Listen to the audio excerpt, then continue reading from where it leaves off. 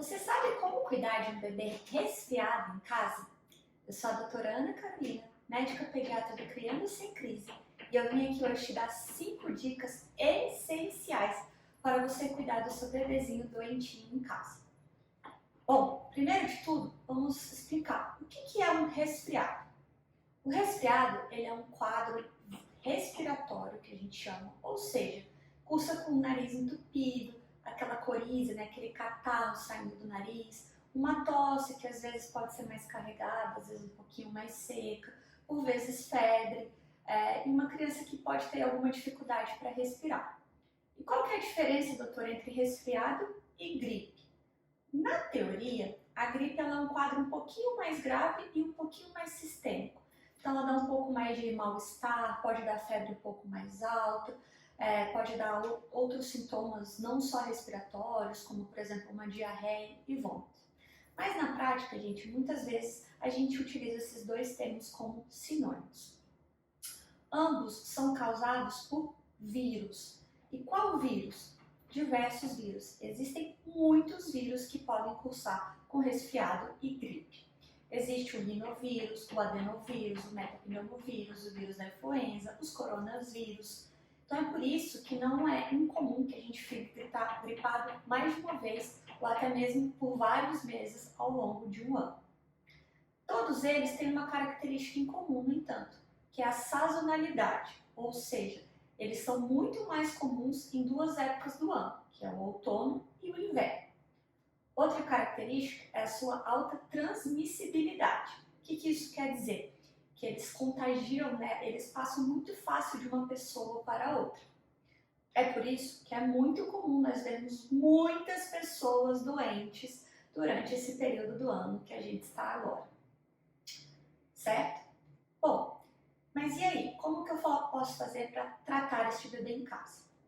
Infelizmente, uma coisa que a gente precisa saber sobre os vírus é que eles não têm tratamento específico, diferente das bactérias que a gente dá um antibiótico e vê grande melhora do quadro. Nesse caso, então, a gente precisa de paciência para esperar que o ciclo do vírus se complete.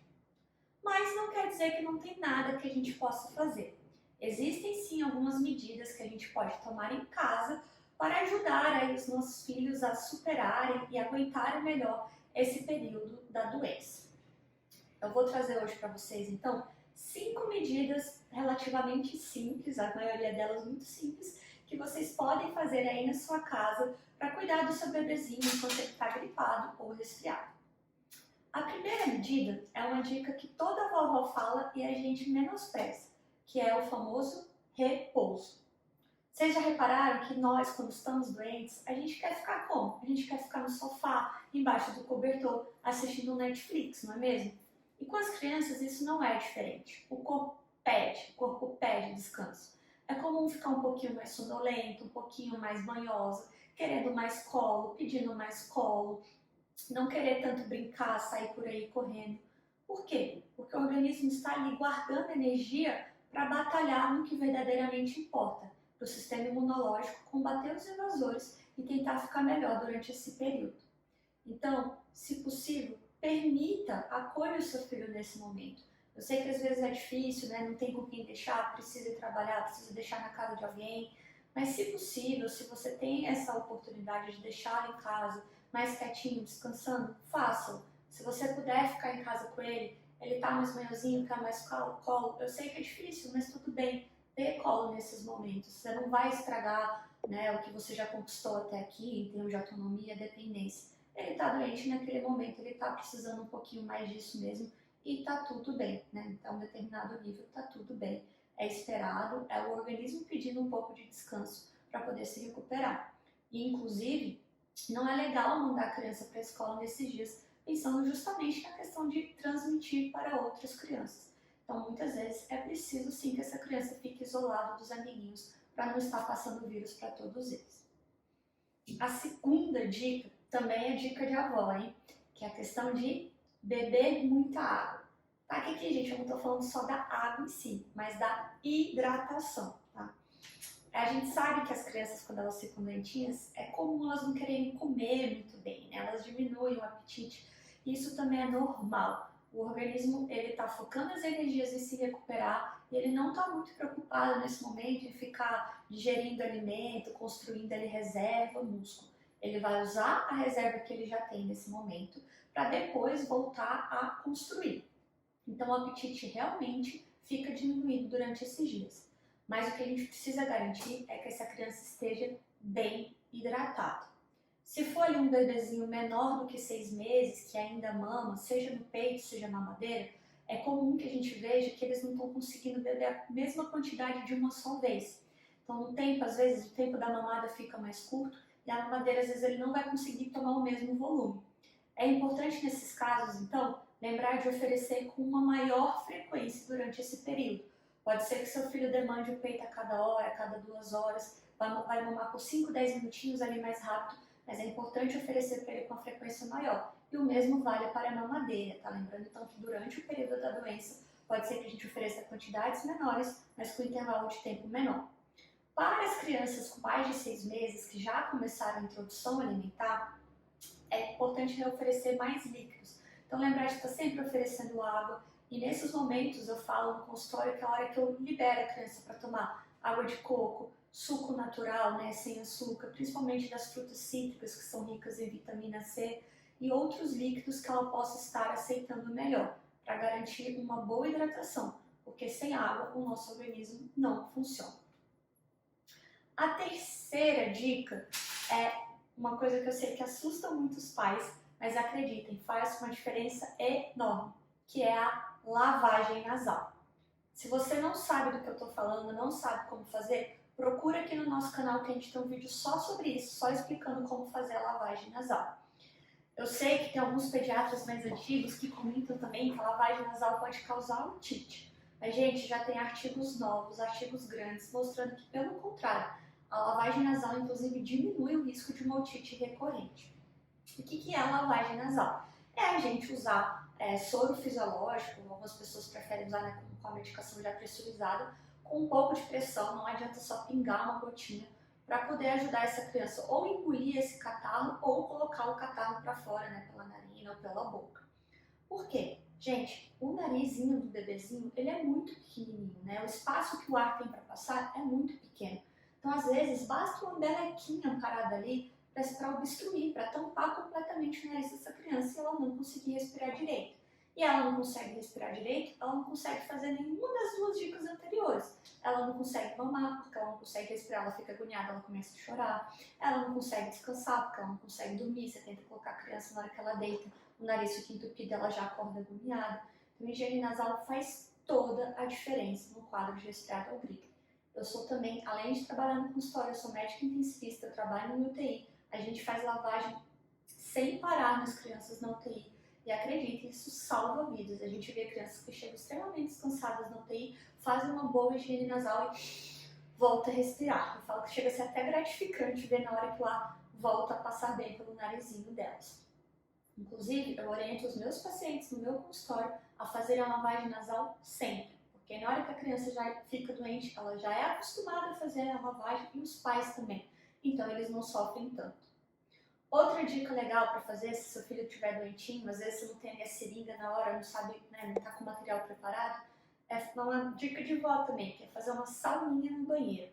Então, como assim? Você fecha o seu banheiro todo, deixa ele bem, né, fechado, liga a água quente. Você não vai entrar com a criança na água para escaldar a criança, mas você vai ligar a água quente no box, deixa tudo fechadinho e fica ali uns 10 minutinhos dentro do banheiro com a criança, para que ela respire aquele ar quente e úmido. Isso também ajuda muito a umidificar essa secreção que está parada lá dentro.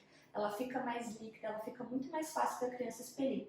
E se você puder fazer a lavagem nasal depois disso, então, é excelente, ajuda muito a tirar a catarreira da criança. É uma dica aí para os momentos de urgência também, quando a gente não tem, né, assessor em casa, não se preparou direito, não tinha seringa, então ajuda bastante. É uma dica de vó também que a gente não deve desvalorizar. Mas eu sei que mesmo assim tem pais que não dão conta, que tem pavor de fazer lavagem nasal, que ficam angustiados de ver a criança daquele jeito. E aí, nesse caso, eu sugiro, né, a quarta dica, para quem mora em cidades, às vezes cidades muito pequenas pode ser que não tenha esse recurso tão disponível, mas para quem tem à disposição, eu sugiro né, ou chamar em casa ou levar o seu filho para fazer uma sessão de fisioterapia respiratória. Então, o que é isso? O fisioterapeuta respiratório é um profissional treinado, né, nessa parte da respiração, e ele vai poder ir na sua casa, atender seu filho numa clínica e fazer manobras específicas para poder ajudar a mobilizar essa secreção e tirar muitas vezes a secreção que esteja parada aqui no pulmão, na traqueia, na faringe e no próprio nariz.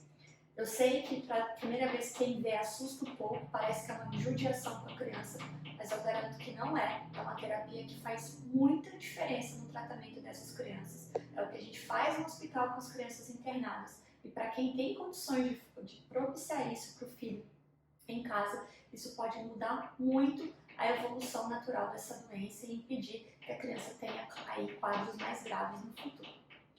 E a quinta dica, né, que essa sempre deve ser conversada com o médico, com o pediatra do seu filho primeiro, é usar algumas medicações mais naturais. Então, claro que tem crianças que vão ter contraindicações, que pode ter alguma alergia ou alguma contraindicação específica, por isso você precisa antes conversar com o pediatra do seu filho.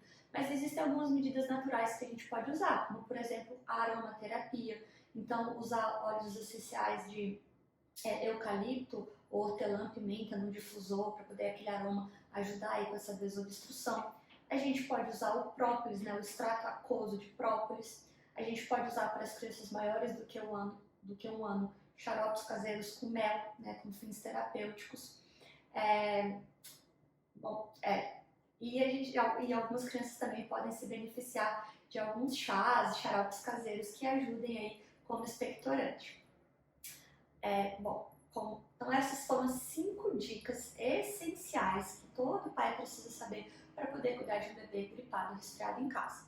Claro que aqui a gente está dando dicas gerais, mas é sempre importante conversar com o seu médico, com o seu pediatra, ver se tem alguma medida específica que possa ser tomada para o seu filho também. Então, alguns casos, por exemplo, como suspeita de influenza, existe um medicamento que deve ser associado. Crianças que já têm quadros alérgicos de base se beneficiam sim de tomar alguns remédios específicos, antialérgicos ou anticoagulantes, dentre outras medicações que o seu pediatra pode prescrever. Agora, o que é muito importante que você saiba, que todo pai saiba, é saber reconhecer sinais de alarme para procurar o pronto-socorro quando necessário. Porque às vezes você vai tentar falar com o seu pediatra e ele não está disponível, ou você, o seu pediatra é o pediatra do postinho, você tenta agendar uma consulta e não consegue, e você vai cuidando dessa criança em casa. Mas se você observa algum desses 5 sinais, aí realmente precisa ir no pronto-socorro para que ele seja avaliado prontamente por um médico. Vamos lá então, quais são esses 5 sinais? O primeiro sinal, então, a gente falou ali, né, do repouso e da hidratação, mas pode ser que a criança fique extremamente sonolenta a ponto de você não vê-la nem despertar direito, ou se ela acorda, ela está sempre muito amuada, ela não está brincando nada, é quase como você não reconhecesse o seu filho. Ou então ele chegou no ponto que ele não está conseguindo nem mamar, nem ingerir água. Aí não tenha dúvidas, é preciso sim procurar o pronto-socorro. O segundo sinal é uma respiração muito acelerada. A gente sabe que a criança, o bebê, ele respira mais rápido que o adulto. Quanto mais novinho o bebê, mais rápido ele respira. Mas quando eles estão gripados ou resfriados, isso tende a se intensificar ainda mais. É sempre importante ficar com ele, senão não se trata de febre, porque a febre também acelera a respiração. Então, se seu filho está com febre, medique. Ou se você percebe que o nariz entupido, lave. Tomou essas medidas, não melhorou, viu que a respiração está muito acelerada, o médico deverá ser consultado. O terceiro sinal é o que nós chamamos de batimento de aletas nasais. O que é isso, doutora? É como uma criança começa a abrir e fechar as narinas, como se tentando abrir espaço para mais ar passar de uma vez. Muitas vezes isso é até acompanhado de um movimento da cabeça, concomitante. Então esse é o terceiro sinal e o médico também será procurado. O quarto sinal é a famosa retração, né, ou afundamento, tanto na região do pescoço, tanto aqui nas costelas. Então a criança começa a usar alguns músculos aqui em volta do pescoço e das costelas para poder ajudar com a respiração. E isso faz com que essa região aqui entre esses ossinhos afunde. Mais ou menos assim, ó. Esse é um sinal grave e também o médico deverá ser procurado. E o quinto sinal é o que a gente chama de gemência. A criança parece literalmente estar com dor ao respirar. Assim, ó. Você Se você notou esse sinal no seu filho, você pode ainda tentar medicar para ver se realmente não se trata de dor. Viu que não melhorou, a hora de ir no pronto-socorro. É importante reconhecer esses 5 sinais, porque, gente, como eu comentei com vocês lá atrás, nessa época do ano os pronto-socorros estão lotados, tem várias pessoas com vários vírus diferentes. Então, se a gente começa a procurar o pronto-socorro por qualquer motivo, muitas vezes a gente está levando uma criança que ainda não tem nada mais grave por meio de várias pessoas que tem e ela pode acabar saindo de lá com alguma coisa mais grave. Então é importante saber o momento certo de procurar o pronto-socorro. Sem contar que a gente precisa ter consciência também de que se a gente começa a lotar demais, quem estiver precisando também vai esperar mais na fila. E quando for o nosso filho, a gente não quer que isso aconteça. Então, saber desses 5 sinais, você fica tranquilo de saber que você vai para o pronto-socorro na hora que reconhecer um deles e que sim, você está fazendo o melhor para o seu filho. Bom, então hoje a gente falou de 5 medidas para poder cuidar em casa das crianças, né, dos bebês gripados ou resfriados e os 5 momentos em que não dá mais, os 5 sinais de alarme de que é o momento de ir para o pronto-socorro. Saber dessas informações, eu te garanto, vai te trazer muita tranquilidade para cuidar do seu filho sabendo que você está fazendo o melhor por ele. Se você gostou desse conteúdo, gostou desse vídeo, siga a gente aqui no canal. Tem muitos outros vídeos sobre temas diversos que vão te ajudar em outras áreas da sua vida também. E também outros temas aqui sobre doenças, como agir no momento da febre, com a batida de cabeça. É só seguir a gente aqui que nós temos muito conteúdo para te dar.